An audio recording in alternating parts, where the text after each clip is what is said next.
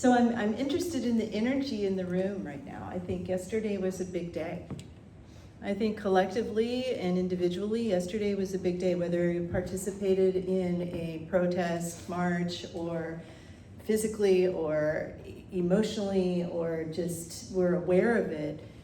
I know that for me, being even if you're slightly empathic, we're being impacted by the collective energy that surrounds us, and whatever that energy is, whatever it is, whether it's one of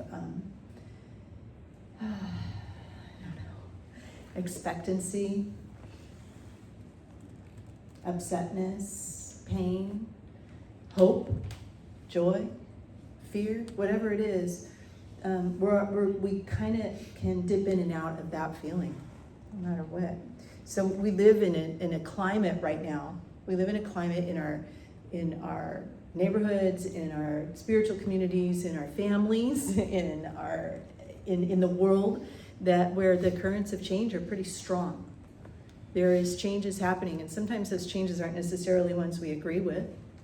And that's why we do things like we did yesterday, where if you do not agree with the way that things are changing, you go out and you let your voice be known, because we have freedom in this country, and we have a voice in this country, and we have a constitution, and we have amendments that allow us to use our voice and our freedom to say what is okay with us and what isn't, because this is our life and this is our country, and that is a government that serves us. And that's my government speech for this morning. But as the streets fill with voices calling for justice, calling for dignity, and for the end of systems that place a few above the many, that's where we're at right now. We are living in a time where we need to be using our voices. Yesterday's No King protest reminded us that humanity is standing at a threshold, asking what true power looks like and who it serves. So we're a spiritual community, and I don't necessarily see a strong division between spiritual practice and how we live our lives in the world. I want to see my spiritual practice reflected in my life around me. What I know is that spirit isn't in a hurry. Spirit doesn't rush, and spirit doesn't rule. Like the river, the river's not in a hurry to get to the ocean, but it does get there. It always arrives. What I know about peace is that peace is not passivity. Peace is the power in perfect alignment with truth. Peace is power in perfect alignment with truth. In our native traditions and indigenous traditions remind us that peace is found in right relationship with one another, right relationship with the earth, right relationship with the forces of change that are moving through our world. It's never about domination. Peace is about harmony and balance. So, if you know me, you know that I really like tech. That's the array. What does tech mean? I like technology, and I got into a social media discussion about AI, because I used ChatGPT to create a weekly calendar for me, which typically takes me quite a bit of time and brain energy. And what I discovered is that I just told ChatGPT I need to do these things this week, please make me a schedule. And it did, like, in 3 minutes. And so hours of time on my end were completely wiped out. And now I had all of that time that I could spend being creative and actually doing the things on my list instead of actually just making the list. So I was pretty excited about it. And so I shared that on on social media, and a lot of people were like interested, but some people were pushing back on that. And I understand that there are problems. There's problems with AI. There's problems with how it is created, how it's powered, how it is collecting information. In some systems, it's actually kind of robbing people of their sovereignty in certain communities, particularly indigenous communities. And there's a lot of pushback about how that is happening. And I understand that. Technology oftentimes, it advances faster than we know how to handle it in a sustainable way. But I believe and I trust that we're going to catch up with that. We will find a way to be able to work together with it. And so I was reminded, and I shared the story of electricity. I'm like, I know that, back when they discovered electricity, there was fear. There was fear about electricity and bringing in light and, fear of fire and what is this that we're doing, and some suspicious fear too. Like, I kind of imagine like can you imagine like the cave people when the first person brought in fire, they were all freaked out, and so it's kind of the same thing. It's bringing in a different fire, bringing in electricity, a different form of that power. But I know that power, whether it's electricity or leadership or law or your own voice, it's neutral. Power is neutral until intention gives it direction. The question isn't about who holds power, it's about how it's held. So the No Kings protest is a reminder that Spirit doesn't crown rulers. Spirit awakens stewards. So no system, no person, no ideology can stand up to the infinite life that is flowing through each and every one of us and through all beings.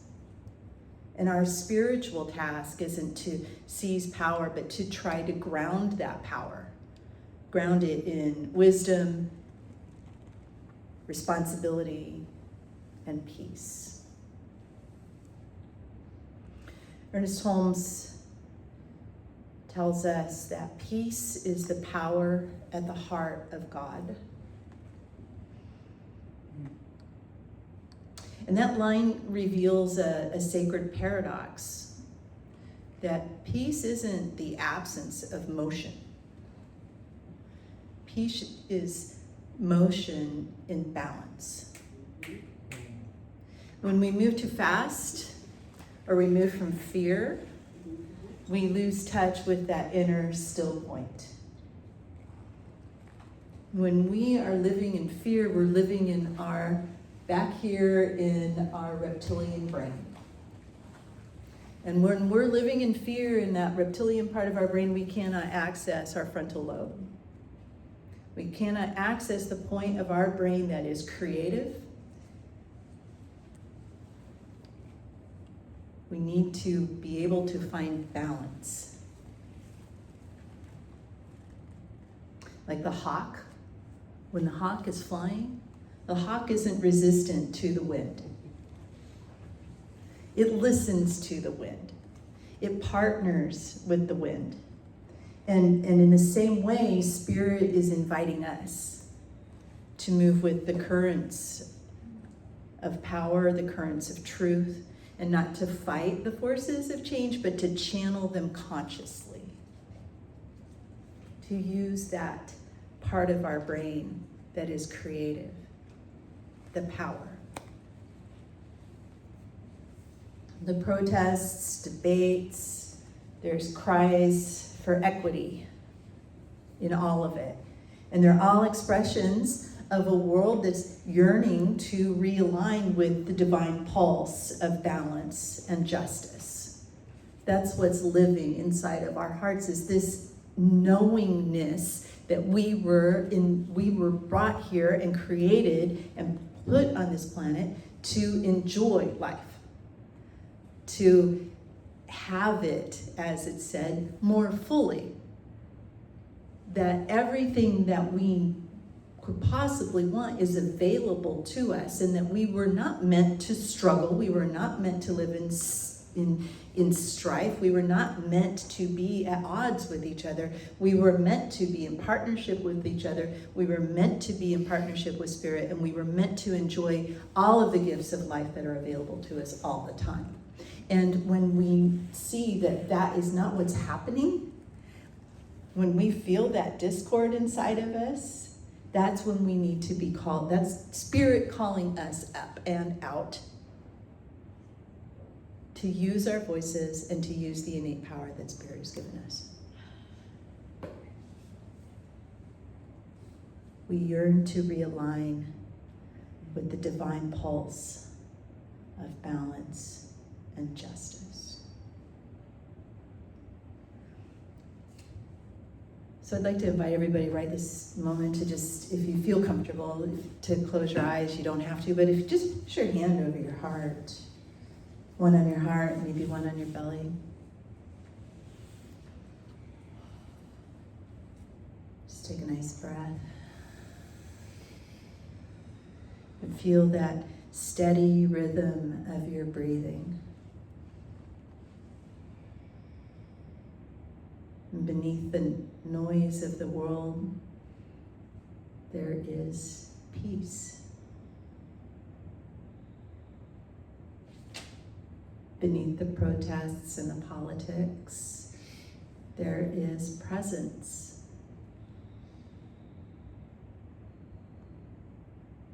You can feel it moving through you.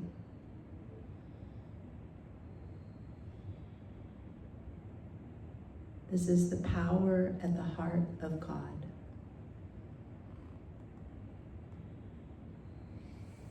From this place, we do not meet unrest with reactivity. We meet it with rooted awareness.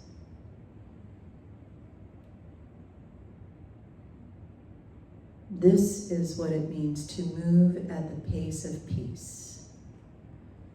Steady, conscious, and awake. You can open your eyes. Ernest Holmes teaches us there should not be any sense of hurry or worry about this. Just a calm, peaceful sense of reality. Let the law work through and express itself in the experience. Don't rush it. Peace is not withdrawal. Peace is mastery. It's the capacity to stand in the fire of transformation, and not be consumed by it. Not be burnt up in our rage or collapse in despair. But to master it. The No Kings movement invites us to examine old structures of hierarchy, both in society and within ourselves. So you've got to ask yourself, I invite you to ask yourself, where do we still seek control instead of communion? Where have we crowned ego instead of essence? A peaceful pace does not mean slowing progress. It means aligning our power with presence, letting conscience lead before conviction, letting compassion shape our calls for change. And so we continue to ask ourselves, what if leadership means listening first? That'd be nice. Wouldn't that be nice? What if justice began in how we speak and walk with one another? What if peace itself is the revolution that we're looking for? What if?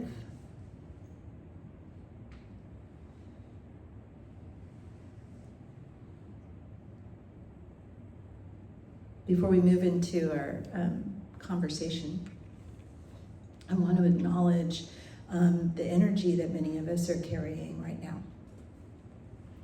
The world feels loud, and for some of us it feels dangerous. Our queer, trans, Black, Indigenous, people of color, our otherly able people in this very circle that we love are being made to feel safe, small, just for being who they are. But here in this space, here at Emerald Valley Center for Spiritual Living, we affirm the opposite truth. You are sacred, you belong, and you are seen. So whatever you're feeling, anger, fear, exhaustion, determination, all of it is welcome. All of you is welcome. Spirit doesn't ever ask us to bypass our emotions. Spirit asks us to bring them into the light of awareness. And in the spirit of that, Reverend Linda has created a workshop that's going to be taking place after our time here today at 11:30 in the small classroom. And so for an hour, we will meet in there and we will create safe space where you can say whatever is on your heart, whatever is on your mind, whatever you maybe don't feel safe saying anywhere else.